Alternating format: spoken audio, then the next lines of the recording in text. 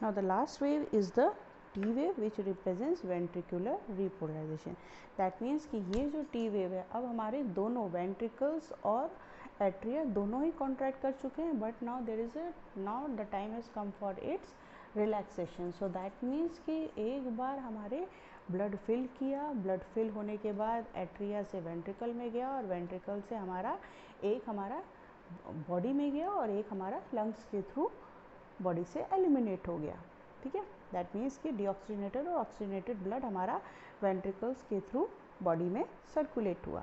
So that means कि अब time आ गया है वेंट्रिकल्स को रिलैक्स करने का। जब हमने पूरा ब्लड सर्कुलेशन समझाया था तभी भी हमने ये बात बताई थी कि आपका टी वेव जो होती हैं, तब हमने क्या बताया था कि जो हमारे वेंट्रिकल्स होते हैं जब वो relax, now the time has come to for its relaxation, अब वो पंपिंग नहीं करेंगे। So T wave indicates your ventricular repolarization. That means ventricles आपके रिलैक्स करेंगे और इस टाइम पे आपका कोई भी ब्लड पंप आउट नहीं होगा। That means the ventricles will get into its complete relax state, और जब वेंट्रिकल्स हमारे रिलैक्स हो जाएंगे तो उस टाइम पे कोई भी ब्लड एट्रिया से या वेंट्रिकल में फिल नहीं होगा। So that is the time duration for ST segment. That means के रिलैक्सेशन और कॉन्ट्रैक्शन के बीच का टाइम, कॉन्ट्रैक्शन धीरे धीरे ख़त्म हो रहा है और रिलैक्सेशन धीरे धीरे स्टार्ट हो रहा है। So that time duration is 0.08 second, ठीक। So ventricular relaxation, remember ventricular relaxation जब हमने स्टडी किया था कार्डियक साइकिल में भी, तो वेंट्रिकुलर डायस्टोल, वेंट्रिकुलर सिस्टोल। सो वेंट्रिकुलर डायस्टोल का टाइम ड्यूरेशन जो था वो 0.8 सेकेंड ओवरऑल हमारा इंडिकेट कर रहा था। So these are the 3 types of waves. P wave, first wave is P wave, second QRS complex जो कि हमारा किसको इंडिकेट कर रहा है, वेंट्रिकुलर डीपोलराइजेशन को। ये इंडिकेट कर रहा है आपका atrial depolarisation. This QRS complex indicate ventricular depolarization, that means ventricular contraction, depolarization,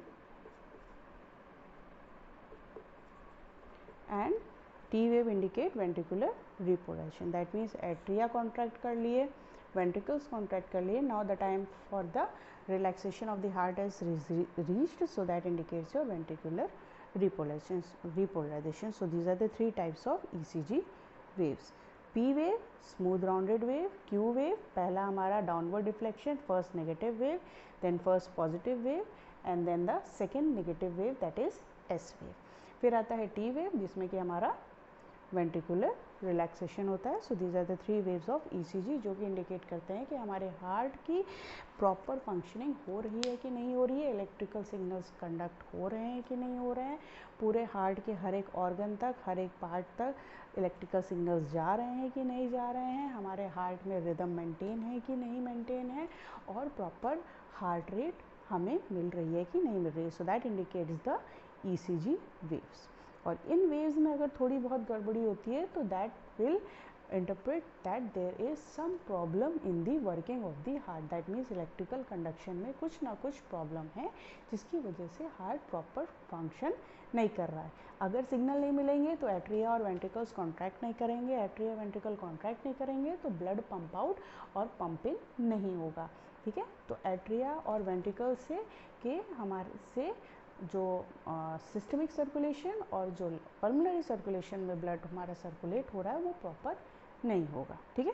so these are the different types of ECG waves and what is ECG। Thank you.